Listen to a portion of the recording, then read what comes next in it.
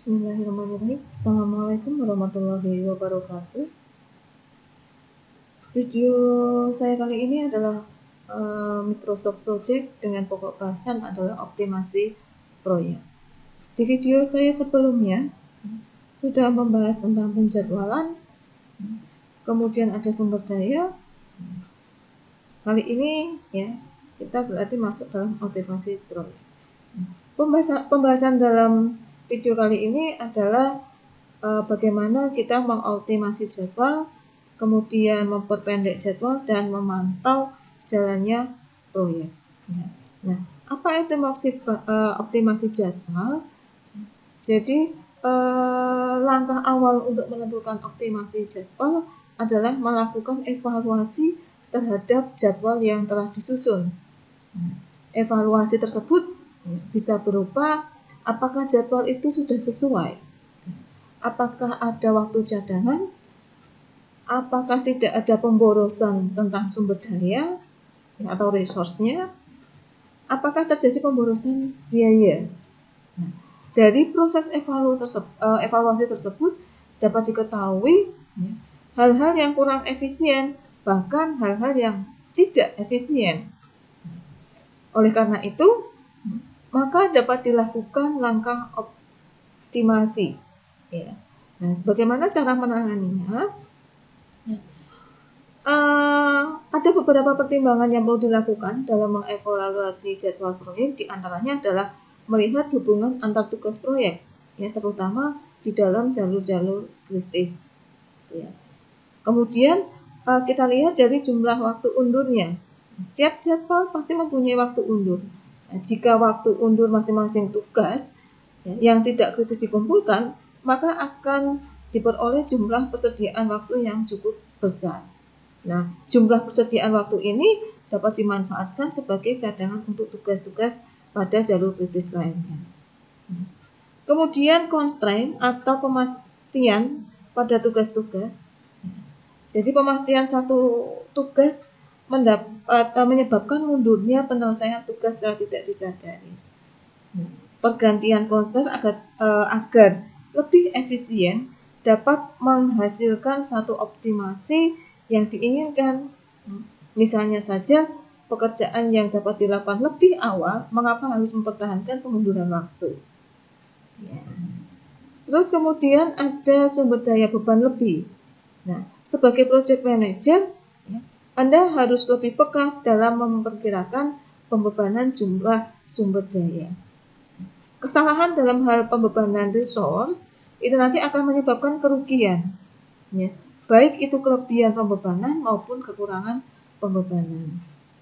Nah, dalam hal ini, project manager perlu mengetahui mengenai manajemen personalia, bahkan bukan hanya itu saja, pengetahuan yang didapat dari jam terbang di lapangan, itu merupakan ilmu yang sangat bermanfaat.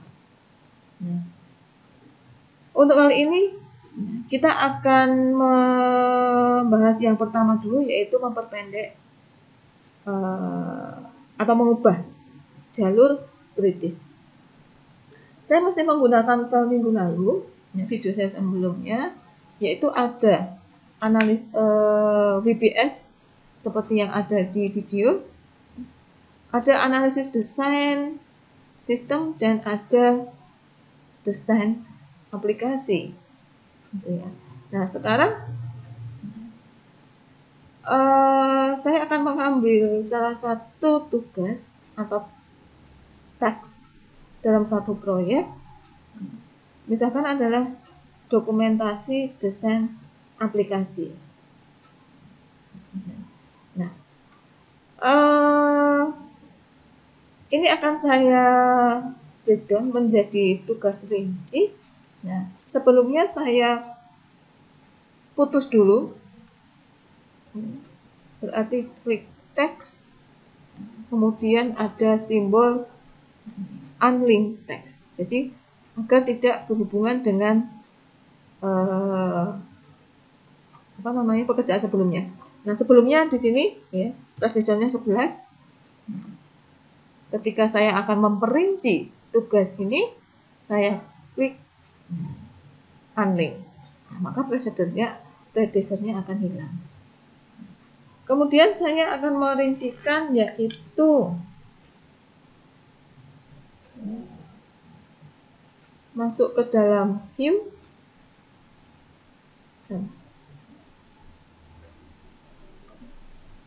teks,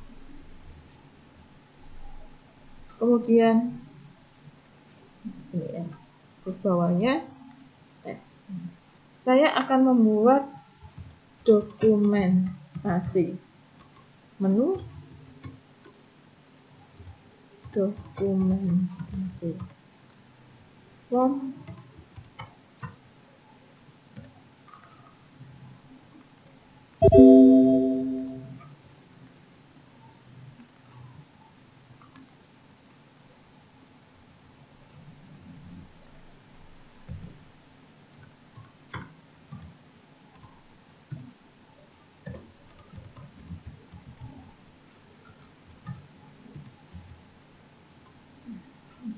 Nah, task yang tadinya belum ada nomornya, ya, kita buat penomorannya, kita blok, masuk format, outline, number. Nah, berhubung tadi kita perinci pekerjaan, berarti kita blok dokumen menu form dan report, kemudian masuk ke dalam teks, kita masukkan ke dalam indent teks, sehingga akan masuk pekerjaan 231, 232, dan 233.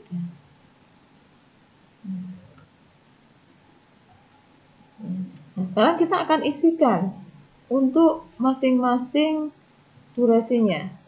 Saya buat 1 hari. Ini saya buat Friday tanggal 24. Saya tanggal 29, berarti tanggal 1. Ya, Friday. Ini juga saya buat aja di tanggal Friday. Ya, 1 hari. Ini saya buat 1 hari menjadi Monday. Karena Jumat, Sabtu, Minggu libur, terus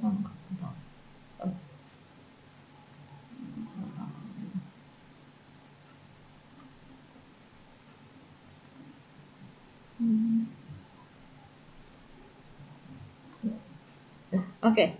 Ya, berarti ini Jumat dan Senin. Kemudian kita aktifkan untuk duration-nya. Kita blok. Di kanan auto schedule. Akan menjadi 2 hari. Karena ini ada pada hari yang sama. Ya. Dan ini juga saya atur dari 3 hari menjadi 6 hari. Total semua yang ada pada kegiatan desain aplikasi. Nah, sampai sini bisa dipahami ya. Kemudian yang kedua, ya, kita akan menambahkan lifetime. Ya. Menambahkan lifetime misalkan saja untuk memperpendek jadwal. Ya. Adapun dapat menggunakan waktu tunda atau kita sebut lifetime dan waktu mendahului atau late time. Bila Anda menggunakan cara yang nanti saya akan praktekkan, maka hubungan antar task adalah hubungan FS, finish to start. Ya. Nah, suksesornya atau pengikutnya dibuat agar dapat bekerja sebelum predecessor ya, menyelesaikan tugasnya. Contoh saja, misalkan dalam membuat desain report. Nah, di sini misalkan kalau mau dari 0 dimajukan 1 hari, ya, berarti saya double klik atau bisa jadi diklik teks kemudian information. Nah, akan muncul tombol form text information. Predecessor-nya ya, karena akan dimajukan 1 hari, maka lag-nya main 1 day. Ya, main 1 day. Nah, Anda perhatikan untuk jam chartnya, mulai dari sini. Oke, nah, dia akan mundur 1 hari. Nah, sama halnya kalau kita mau menambah hari, ya, menambah hari berarti tinggal ini bisa ditambahkan 2 days. Ya, ininya di auto schedule, maka akan menyesuaikan.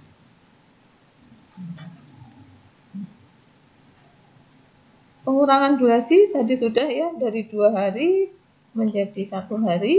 Ya, ini saya kembalikan jadi 1 hari, maka akan berubah. Yang selanjutnya adalah pengurangan beban kerja. Nah, pengurangan beban kerja di sini adalah dengan cara mengurangi beban kerja pada satu tugas. Caranya kita masuk ke dalam resource, kemudian detail. Source, kemudian detail. Sebelumnya kita masuk ke dalam ini dulu. Misalkan kita mau pengurangan beban kerja di analisis sistem kepegawaian. Detail.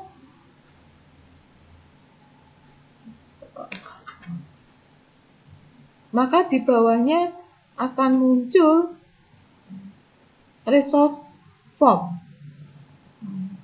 Kita klik aja, view, kemudian detailnya, oh sudah, diklik detailnya, view detail, seperti ini. Jadi di dalam task system analis dilakukan ya selama 24 hours atau 24 jam. 24 jam dari mana? Berarti 1 jam dihitung 8 jam, 1 hari dihitung 8 jam, 8 dikali 3 hari. Ada 24 jam. Ya, kemudian di sini detailnya dari tanggal 13 sampai 16.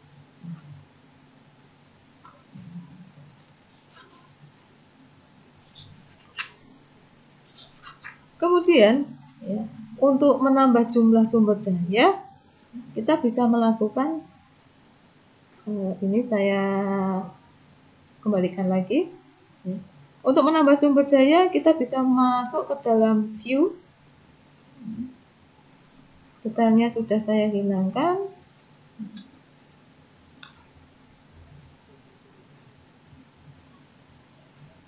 Misalkan kita masuk ke dalam membuat desain aplikasi, ya, kita masuk ke dalam resource, kemudian assign resource.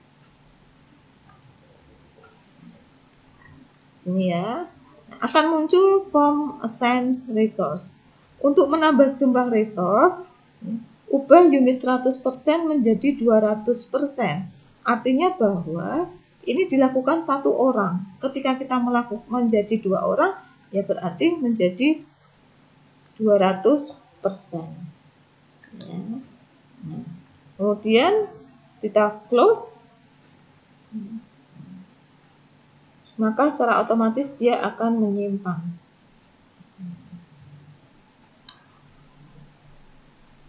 Lalu setelah itu kita bisa kembali masuk ke dalam view,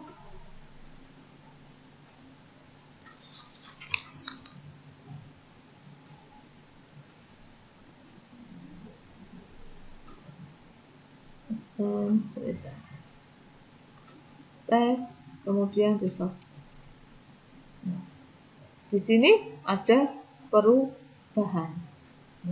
Yang tadinya secara otomatis ya, menyesuaikan dengan jumlah yang tadi kita rubah. Di sini warna merah kenapa? Karena ya, belum kita lakukan perubahan sama dengan yang di dalam sistem analis. Ya, karena apa? Yang tadi wawancara itu dilakukan dengan 2 orang, yang desain berarti juga akan menyesuaikan. Yang selanjutnya adalah kita akan menambah kerja lembur. Ya. Misalkan kita akan menambahkan di task membuat dokumen analisis dan desain sistem. Kita masuk ke view, kemudian detail. Nah, maka akan muncul di bawah seperti ini. Kemudian kita klik format.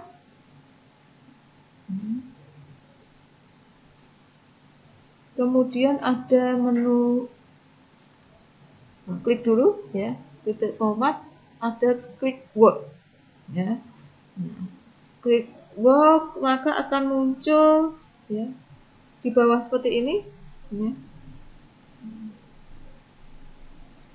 Yang tadinya ada centang ya, tadinya seperti ini, kita uncheck ya. Kita uncheck, kemudian tekan OK. Maka perhatikan pada overwork.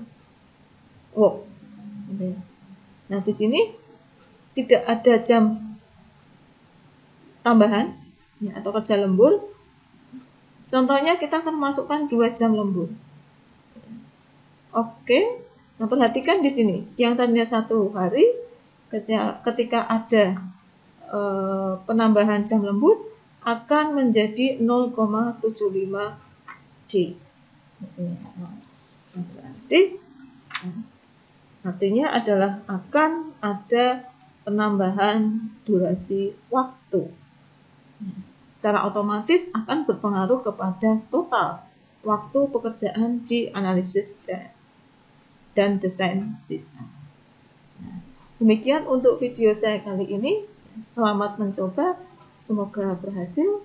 Wassalamualaikum warahmatullahi wabarakatuh.